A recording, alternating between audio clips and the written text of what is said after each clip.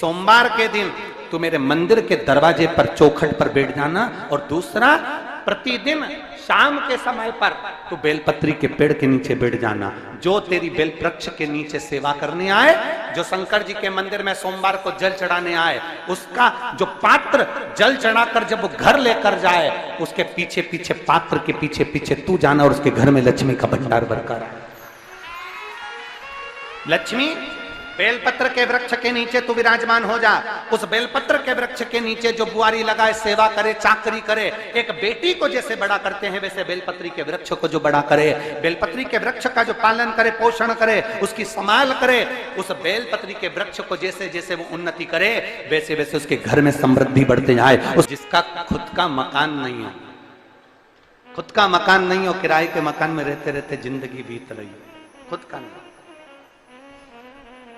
और बहुत दुख का जीवन चल रहा हो, बहुत कष्ट का जीवन, बहुत अपना खुद का कोई मकान नहीं, मान लो प्लाट है पर मकान बन नहीं रहा, या कोई प्रॉपर्टी अपनी नहीं बन रही, तो हम इस व्यासपीठ से कहना चाहेंगे कि एक प्रयोग अवश्य करिएगा, एक प्रयोग अवश्य। अपने आसपास के 5-6 बेलपत्र के वृक्ष देख लीजिए,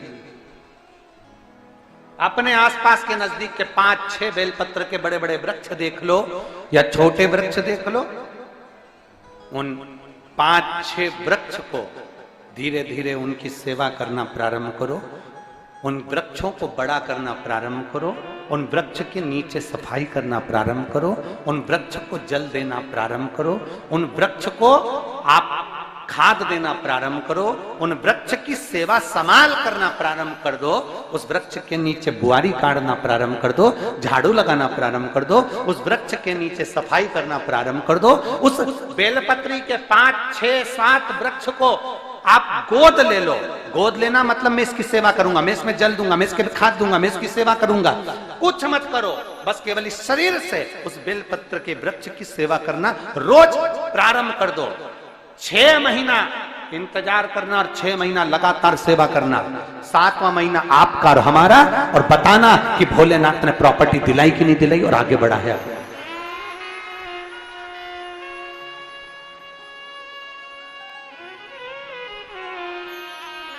एक बेलपत्र का वृक्ष जिसके नीचे माता लक्ष्मी विराजमान होती है, एक बेलपत्र के वृक्ष के नीचे लक्ष्मी रहती है।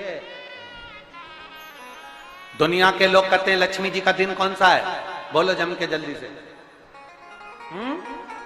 शुक्रवार।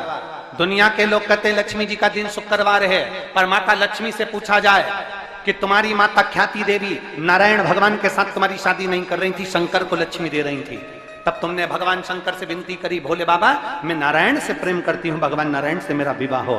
तो माता ख्याति देवी से शंकर भगवान ने विनय कर कर कहा कि लक्ष्मी जी का विवाह नारायण के साथ कर दिया जाए।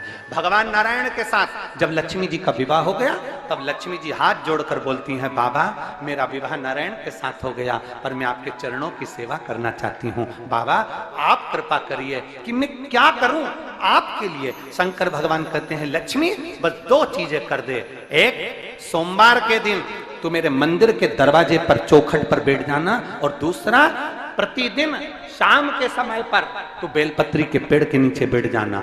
जो तेरी बेल वृक्ष के नीचे सेवा करने आए, जो शंकर जी के मंदिर में सोमवार को जल चढ़ाने आए, उसका जो पात्र जल चढ़ाकर जब वो घर लेकर जाए, उसके पीछे पीछे, पात्र के पीछे पीछे तू जाना, और उसके घर में लक्ष्मी का भंडार भरकर आए। लक्ष्मी बेलपत्र के वृक्ष के नीचे तू विराजमान हो जा।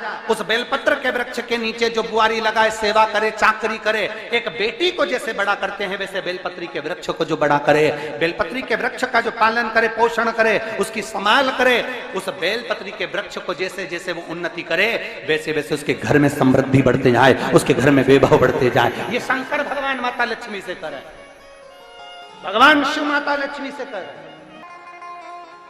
तो भस्म, अगर शिव के मंदिर में भस्म मिल जाए, शंकर पर चढ़ी हुई भस्म अगर मिल जाए तो, और अगर भस्म ना मिले ना, तो शंकर के जो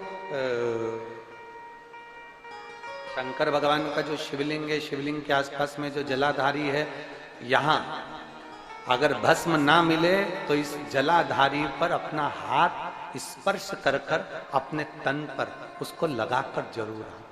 भस्म एक शंकर पर चढ़ा हुआ जल, दूसरे नंबर पर है शंकर पर चढ़ी हुई भस्म। ये दो स्पर्श जरूर, स्पर्श। एक भस्म का एक बड़ा सुंदर चरित्र आता है। दूसरा, जिस भूमि पर बैठकर कथा सुनो उसकी रज को अपने मस्तक पर थोड़ा सा लगाकर अवश्य जाओ, वो जीवन का एक आनंद है। और शंकर के मंदिर में जाओ तो दो चीजें अवश्य लेकर आओ। पहला, शंकर जी पे चढ़ा हुआ, जम के बोलो, जल अवश्य लेकर आओ। क्योंकि जब तुम जल लेकर आते हो, पात्र लेकर आते हो, तो मेरा महादेव लक्ष्मी जी को तुम्हारे पीछे पीछे तुम्हारे घर तक भेज देगा। चढ़ी हुई बेलपत्र मत खाओ, लोग कहेंगे शंकर पर चढ़ा हुआ ये मत खाओ। हम इस व्यासपीठ से निवेदन करना चाहेंगे कि आप अगर दिल रखकर अपने बाबा से कहोगे ना, तो बाबा पर चढ़ा हुआ जो जल है ना, वो जल साधारण नहीं रहता। मेरा भोलेनाथ जब दुनिया को अमृत देता है तो तुमको भी अमृत दे देता है। दो चीजें कभी मत छोड़ो। अगर मंदिर में गए हो तो दो चीजें कभी मत छोड़ो। कथा में गए हो तो दो चीजें कभी मत छोड़ो। एक, कथा श्रवण करना। दूसरा, जहां कथा बैठकर सुनते हैं वहां की रज को अपने मस्तक पर लगाना।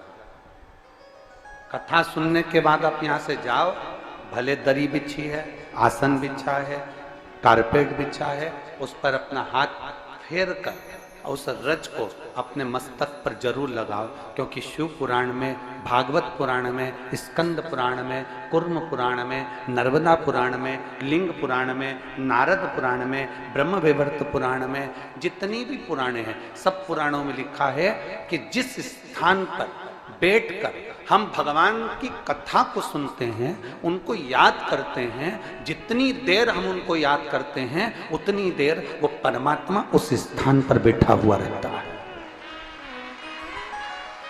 हाथ रखकर बोलना, शंकर भगवान से तुम्हारा रिश्ता कौन सा? शिव जी से आपका कौन सा रिश्ता?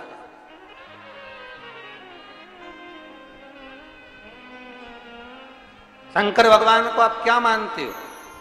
हमने आपको एक संबंध बताया था कि सीहोर कुबेरेश्वर धाम आपका मायका है, तो हम आपके भाई हैं, तो शंकर भगवान आपके पिता हैं, आपके बाप हैं, आपका बाबा है, आपका दादा है।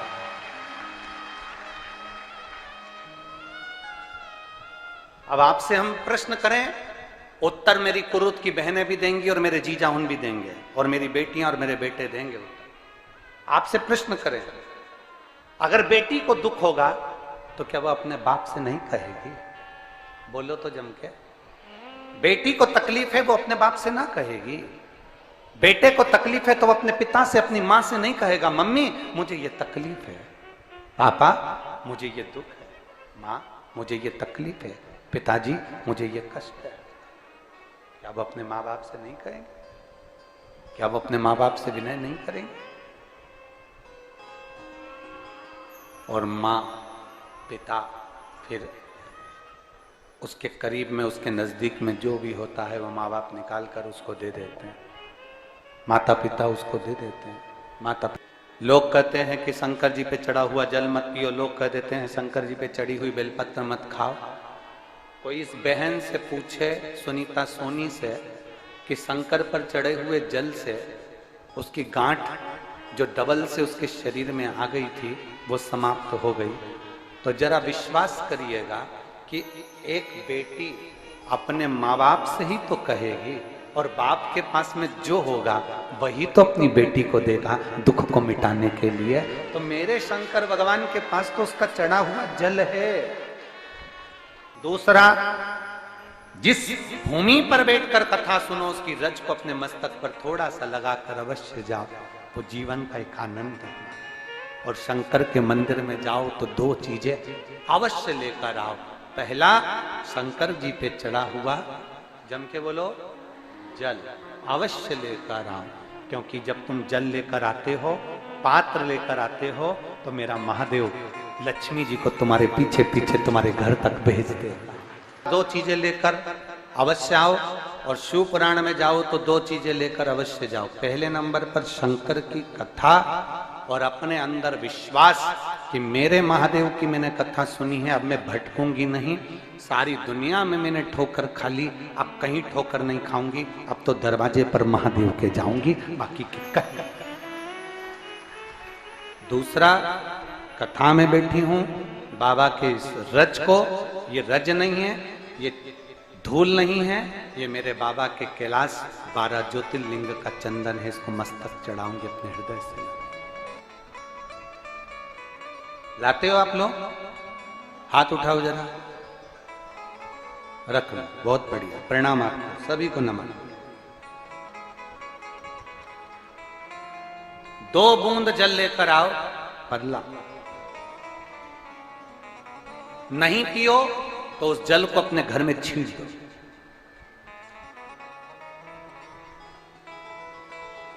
नहीं पी सकते, उस जल को छींट दो।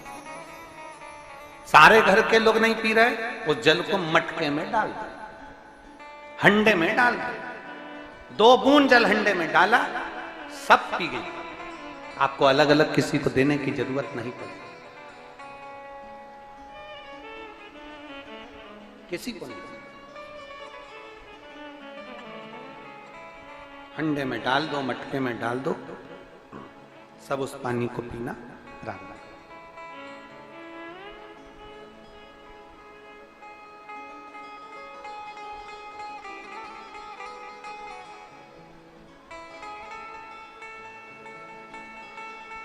उस जल के महत्व को जो बच्चों का दर्द नहीं देख सकते,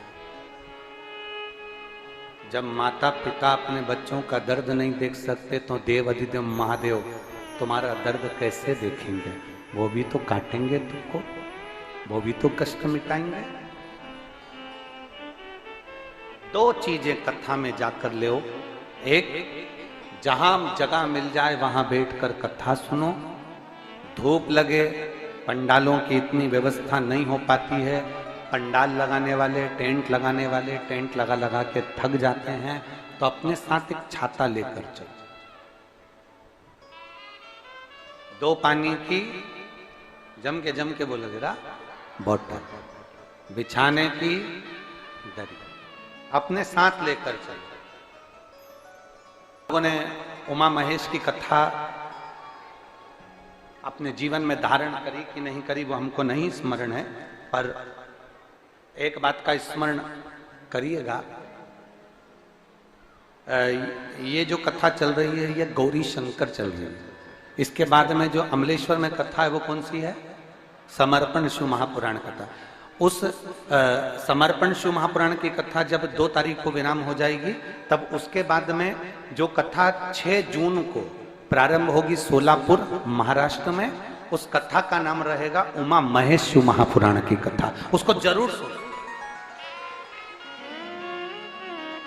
सोलापुर में जो 6 जून से कथा होगी उसका नाम उमा महेश शिव महापुराण। उसको सुनना, श्रवण करना, उसको धारण करना है।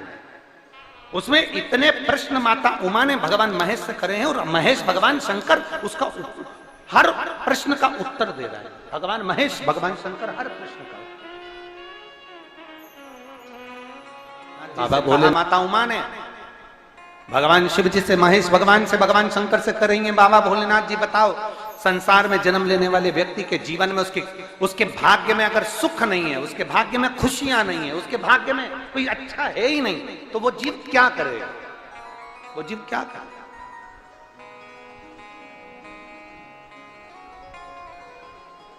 भगवान शंकर कह रहे हैं, पार्वती, संसार में जन्म लेने वाला मनुष्य अगर उसके भाग्य में सुख नहीं, उसके भाग्य में अगर खुशियां नहीं है, उसके भाग्य में अगर सुख नहीं है, उसके भाग्य में अगर अच्छा नहीं है, पत्रिका दिखा ली सुख नहीं है, कार्य कर कर देख लिया सुख नहीं है, तकलीफ उसकी जिंदगी में चल ही चल रही है, तो भगवान शंकर कहते हैं, भगवान महेश कहते हैं, उमा, उस मनुष्य को दूसरे का अच्छा करना प्रारंभ कर देना चाहिए, तो उसकी अच्छाई अपने आप सामने आना